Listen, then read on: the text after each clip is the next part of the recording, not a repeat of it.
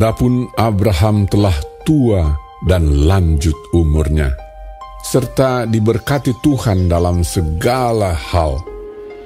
Berkatalah Abraham kepada hambanya yang paling tua dalam rumahnya, yang menjadi kuasa atas segala kepunyaannya, katanya, "Baiklah, letakkan tanganmu di bawah pangkal pahaku, supaya aku mengambil sumpahmu demi Tuhan, Allah yang empunya langit dan yang empunya bumi, bahwa engkau tidak akan mengambil untuk anakku seorang istri dari antara perempuan Kanaan yang diantaranya aku diam.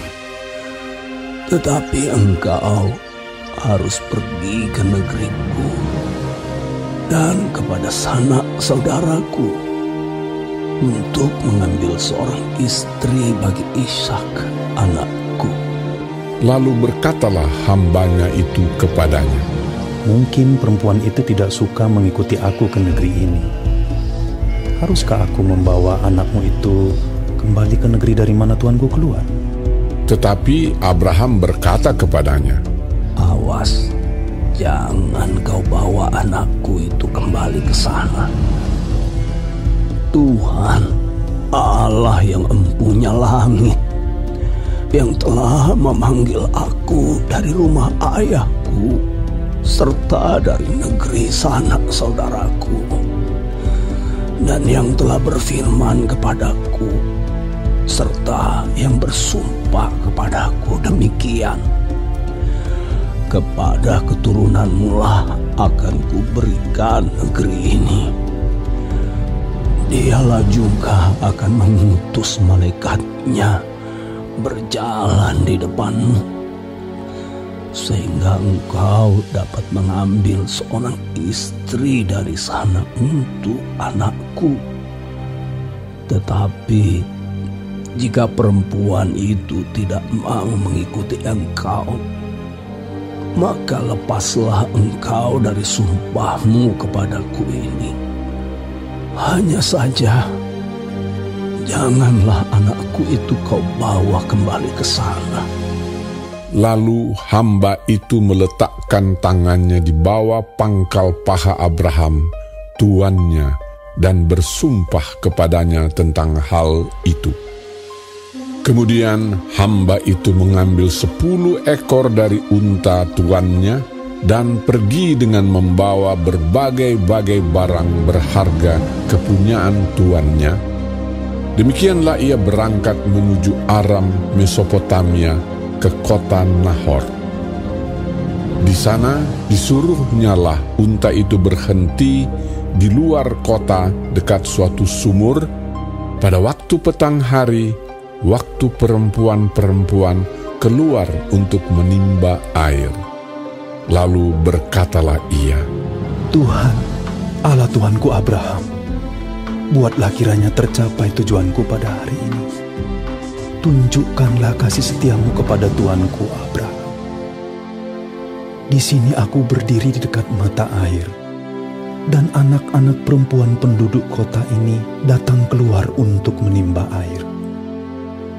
Kiranya terjadilah begini, anak gadis, kepada siapa aku berkata, 'Tolong miringkan buyungmu itu, supaya aku minum,' dan yang menjawab, 'Minumlah, dan unta-untamu juga akan kuberi minum.' Dialah kiranya yang kau tentukan bagi hambamu Ishak. Maka dengan begitu akan ku ketahui bahwa engkau telah menunjukkan kasih setiamu kepada tuanku itu." Sebelum ia selesai berkata, maka datanglah Ribka yang lahir bagi Betuel, anak laki-laki Milka, istri Nahor, saudara Abraham. Buyungnya dibawanya di atas bahunya. Anak gadis itu sangat cantik parasnya, seorang perawan, belum pernah bersetubuh dengan laki-laki. Ia turun ke mata air itu dan mengisi buyungnya, lalu kembali naik. Kemudian berlarilah hamba itu mendapatkannya serta berkata, "Tolong beri aku minum air sedikit dari buyungmu itu." Jawabnya, "Minumlah, Tuan." maka segeralah diturunkannya buyungnya itu ke tangannya, serta diberinya dia minum. Setelah ia selesai memberi hamba itu minum, berkatalah ia, "Baiklah, untuk unta-untamu juga kutimba air, sampai semuanya puas minum." Kemudian segeralah dituangnya air yang dibuyungnya itu ke dalam palungan. Lalu berlarilah ia sekali lagi ke sumur untuk menimba air, dan ditimbanyalah untuk semua unta orang itu. Dan orang itu mengamat-amatinya dengan berdiam diri untuk mengetahui apakah Tuhan membuat perjalanannya berhasil atau tidak. Setelah unta-unta itu puas minum, maka orang itu mengambil anting-anting emas yang setengah sikal beratnya, dan sepasang gelang tangan yang 10 sikal emas beratnya, serta berkata, "Anak siapakah engkau? Baiklah, katakan kepadaku, adakah di rumah ayahmu tempat bermalam bagi kami?" Lalu jawabnya kepadanya, "Ayahku Betuel, anak Milka, yang melahirkannya bagi Nahor." Lagi kata gadis itu, "Baik jerami, baik makanan unta, banyak pada kami. Tempat bermalam pun ada." Lalu berlututlah orang itu dan sujud menyembah Tuhan serta berkata, "Terpujilah Tuhan, Allah Tuanku Abraham, yang tidak menarik kembali kasih-Nya dan setia-Nya dari Tuanku itu. Dan Tuhan telah menuntun aku di jalan ke rumah saudara-saudara Tuanku ini." Berlarilah gadis itu pergi menceritakan kejadian itu ke rumah ibunya. Ribka mempunyai saudara laki-laki, namanya Laban. Laban berlari keluar mendapatkan orang itu ke mata air tadi. Sesudah dilihatnya anting-anting itu dan gelang pada tangan saudaranya, dan sesudah didengarnya perkataan Ribka, saudaranya, yang bunyinya, "Begitulah dikatakan orang itu kepadaku." ia mendapatkan orang itu yang masih berdiri di samping unta-untanya di dekat mata air itu dan berkata, "Marilah engkau yang diberkati Tuhan, mengapa engkau berdiri di luar? Padahal telah kusediakan rumah bagimu dan juga tempat untuk unta-untamu." Masuklah orang itu ke dalam rumah. Ditanggalkanlah pelana unta-unta, diberikan jerami dan makanan kepada unta-unta itu, lalu dibawa air pembasuh kaki untuk orang itu dan orang-orang yang bersama-sama dengan dia. Tetapi ketika dihidangkan makanan di depannya, berkatalah orang itu, "Aku tidak akan makan sebelum kusampaikan pesan yang kubawa ini."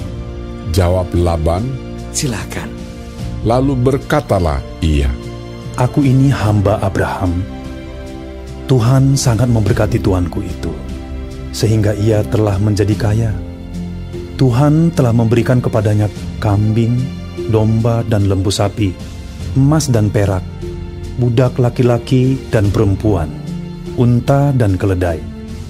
Dan Sarah istri tuanku itu, sesudah tua, telah melahirkan anak laki-laki bagi tuanku itu.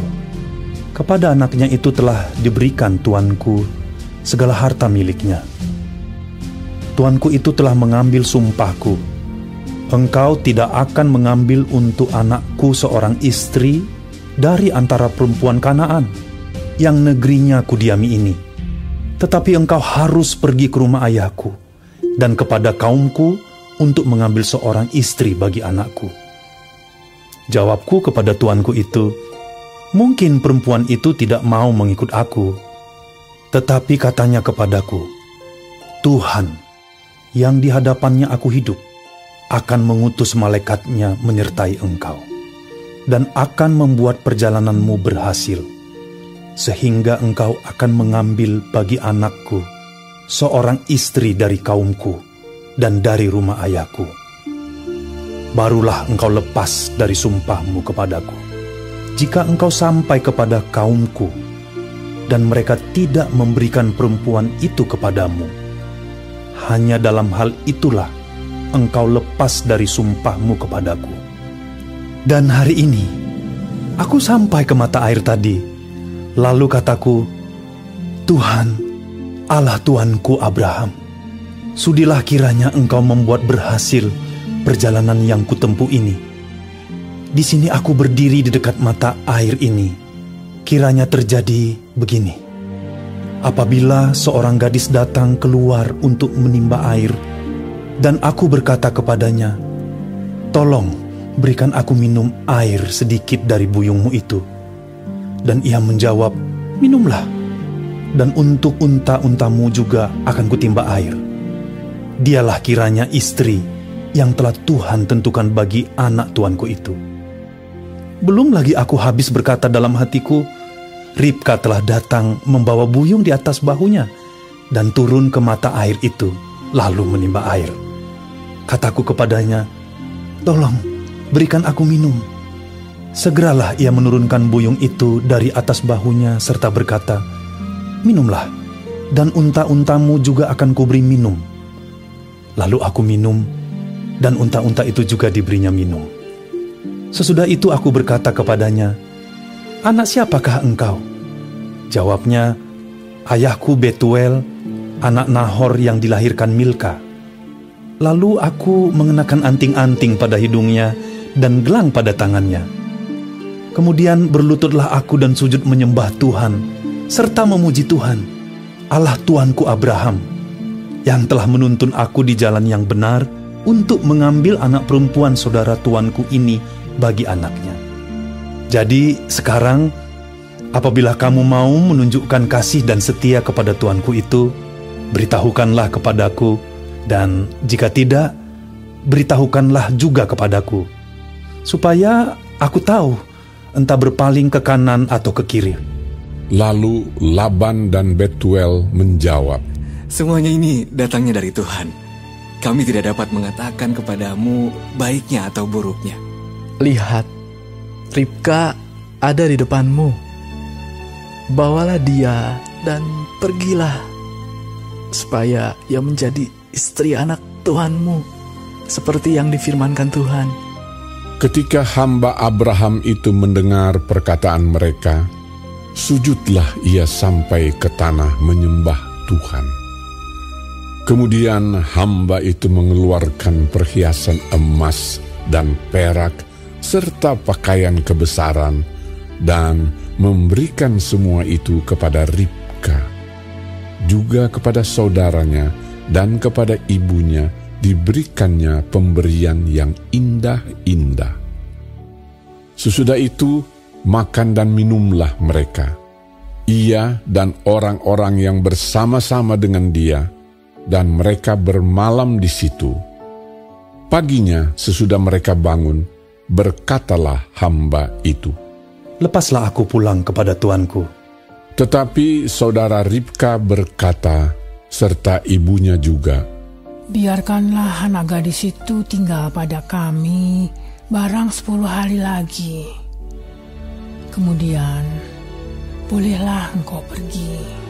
Tetapi jawabnya kepada mereka, "Janganlah tahan aku, sedang Tuhan telah membuat perjalananku berhasil. Lepaslah aku, supaya aku pulang kepada tuanku." Kata mereka, "Baiklah, kita panggil anak gadis itu dan menanyakan kepadanya sendiri." Lalu mereka memanggil Ribka dan berkata kepadanya, "Maukah engkau pergi beserta orang ini?" Jawabnya, "Mau."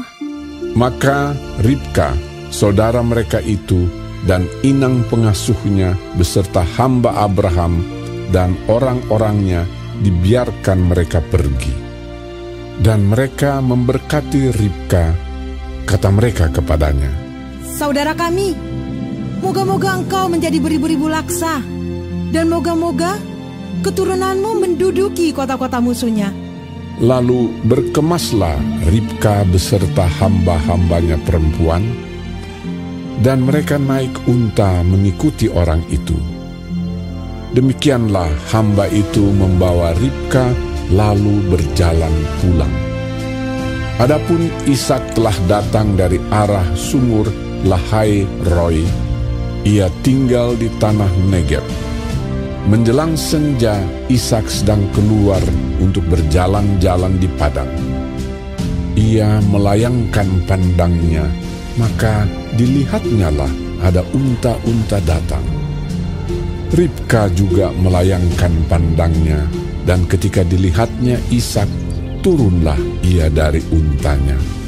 Katanya kepada hamba itu, "Siapakah laki-laki itu yang berjalan di padang ke arah kita?" Jawab hamba itu, "Dialah tuanku itu." Lalu Ribka mengambil telekungnya dan bertelekunglah ia.